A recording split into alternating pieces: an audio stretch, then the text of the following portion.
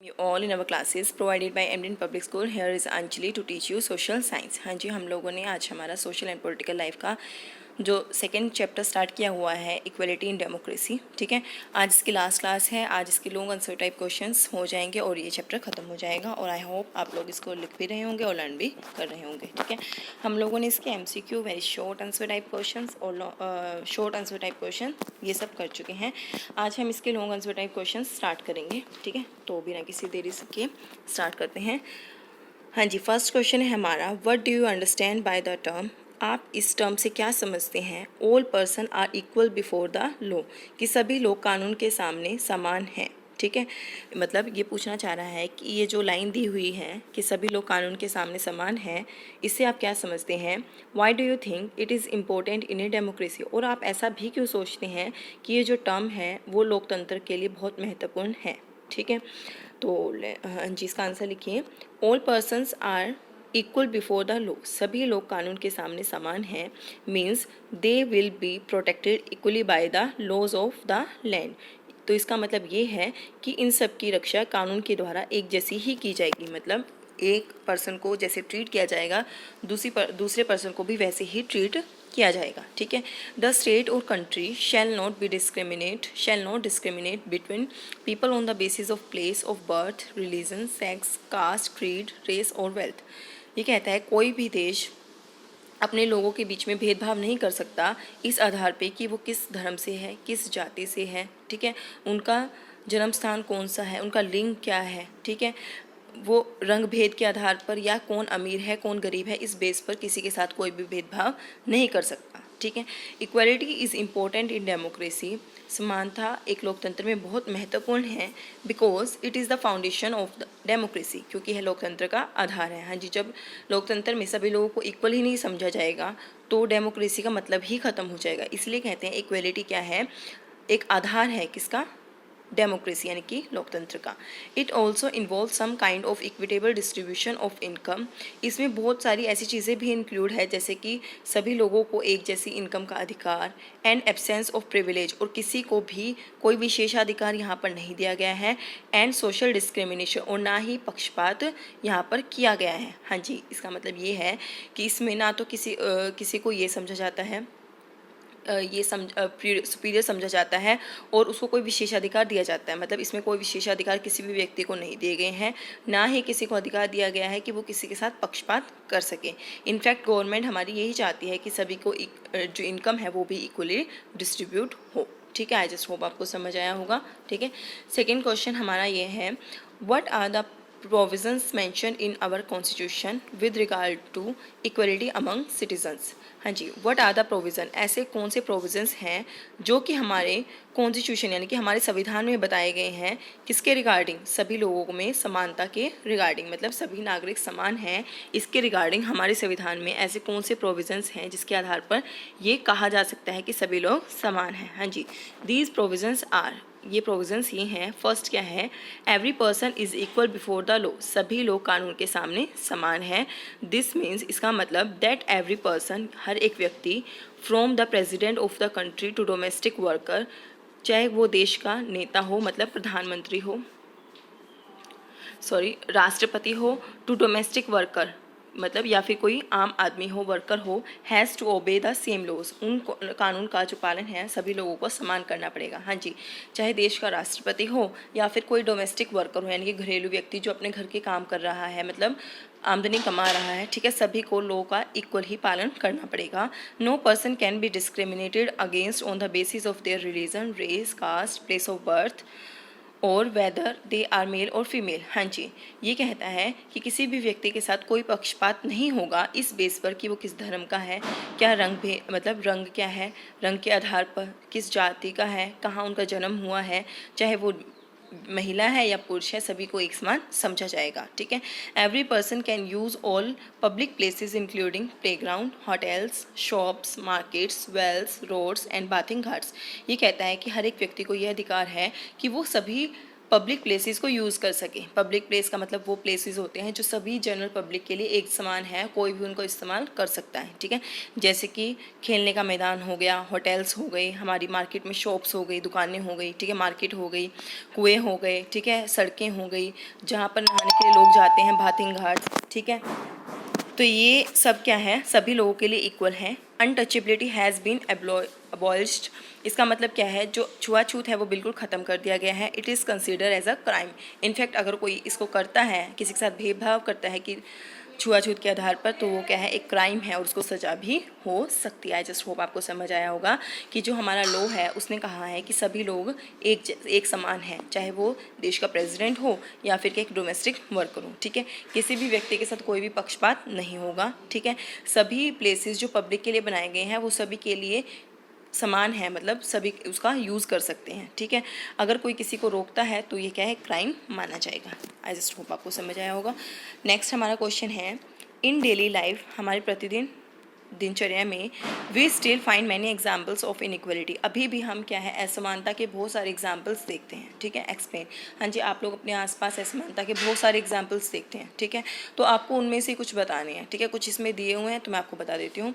In our daily life, हमारी प्रतिदिन दिनचर्या में, we still find many examples of inequality, हम अभी भी इनइक्वालिटी के, यहाँ पर इनइक्वालिटी कर लीजिए, हाँ जी, यहाँ पर इक्वालिटी लिखा हुआ है ना फर्स्ट लाइन में, यहाँ पर इनइक्वालिटी कर लीजिए। अभी भी हम इनइक्वालिटी के बहुत सारे एग्जांपल्स देख सकते हैं।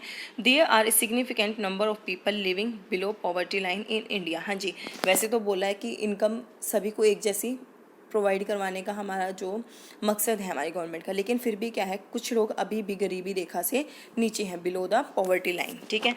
Whose daily living and working condition are far from equal, जहाँ वो काम कर रही हैं, जहाँ वो रह रही हैं, उनकी जो सिचुएशन है, उनकी कंडीशन है, वो क्या है, बहुत अलग है सभी लोगों से। मतलब एक व्यक्ति तो रात को एसी में सोता है, एसी वाली कार में घूमता है, ठीक है, और एक व्यक्ति सारा दिन धूप में काम करता है, रात को भी प्रॉपर उसको सोने के लिए जगह नहीं है, ठीक है। तो इस तरीके से सभी लोगों की लिविंग लाइफ में और वर्किंग कंडीशन में बहुत डिफरेंस है, ठीक है। द कास्ट सिस्टम आज प्रीडोमिनेंट सोशल इविल, ये कहता है कि जो कास्ट सिस्टम है, जातीय भेदभाव है, सिस्टम चला हुआ है, ये प्रणाली चली हुई है, ये क्या है, सबसे बड़ी सामाजिक बुराई है। Is use to discriminate against large number of people, जिसके तहत क्या है, बहुत सारी बड़ी संख्या में लोगों के साथ पक्षपात होता है, ठीक है।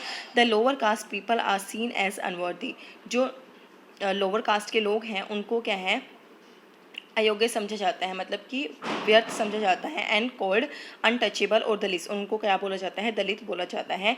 Dalit were excluded by the other caste people, जो दलित है वो उनको निष्कासित कर देते हैं, मतलब उनको निकालने की कोशिश करते हैं, एक्सक्लूड कर देते हैं, अपने लोगों में से उनको अलग रखते हैं, ठीक है। They should not even use public facility, in fact वो क्या है, प्रॉपर पब्लिक फैसिलिटीज़ का यूज़ भी नहीं कर पाते, जो गवर्नमेंट ने सभी लोगों के लिए इक्वल प्रोवाइड करवाई है, तो वो क्या है, उनका भी प्रयोग नहीं कर पाते। We say they were not allowed to enter the homes of upper caste even temples, ये कहता है, ये भी देखा जाता है कि कई बार उनको अपर कास्ट जो उच्च जाति के लोग हैं उनके घरों में आने की परमिशन नहीं दी जाती, और ना ही उनको टेंपल में एंट्री की परमिशन दी जाती है, यानी कि मंदिरों में भी जाने से उनको रोका जाता है। इवन टुडे, यानी कि आज भी, specially in the case of matrimony, यानी कि शादी विवाह का जब कोई मामला आता है, the issue of caste continue to be in the minds of highly educated people, ये कहता है कि आज भी शादी विवाह के मामले में ये जो कास्ट सिस्टम, जातीय प्रणाली का जो सिस्टम है, वो पढ़े लिखे लोगों के दिमाग में भी आता है, हाँ जी, चाहे एजुकेटेड हो चाहे अनएजुकेटेड हो, वो आज भी क्या है, डिस्क्रिमिनेशन कर रहे हैं, ठीक है। आई जस्ट होप आपको समझ आया होगा कि किस बेस पर आज भी कैसे डिस्क्रिमिनेशन हो रहा है, वो लोग उनको व्यर्थ समझते हैं, ठीक है। उनको पब्लिक फैसिलिटी प्रॉपर यूज़ नहीं करने देते, अपने आप को अपर कास्ट का समझते हैं, ठीक है। और शादी विवाह के मामले में भी आपने देखा कि कैसे वो डिस्क्रिमिनेशन करते हैं, ठीक है। नेक्स्ट है हमारा, what are the advantages of mid day meal scheme, हाँ जी, जो ये मिड डे मील स्कीम चलाई थी गवर्नमेंट के द्वारा, अभी भी चलाई गई हुई है, मतलब अभी भी चली हुई है, ठीक है। इससे क्या एडवांटेजेस मिले लोगों को, ठीक है। सबसे पहला है, more poor people have begin enrolling का मतलब होता है नामांकन, एंड रेगुलरली अटेंडिंग स्कूल, ये कहता है कि ज़्यादा मात्रा में, ज़्यादा संख्या में जो लोग हैं, गरीब बच्चे हैं उन्होंने क्या है अपना नामांकन करवा दिया कहाँ पर, स्कूल में, और वो क्या है डेली स्कूल जाने लगे हैं। Second, earlier the children went home for lunch. पहले क्या था कि जो स्टूडेंट्स थे, जो बच्चे थे जो स्कूल में जाते थे, वो लंच के लिए घर जाते थे, generally did not return to school, और फिर क्या है स्कूल में वापस नहीं आते थे। Now their attendance has improve ना, अब क्या है उनकी जो अटेंडेंस है वो इम्प्रूव हो चुकी है। क्यों? क्योंकि उनको जो दिन का भोजन है वो कहाँ मिलता है, उनकी स्कूल में ही मिलता है, ठीक है, इसलिए उनको घर नहीं जाना पड़ता। जब घर ही नहीं जाएंगे तो क्या है वो छुट्टी कैसे लेंगे, ठीक है।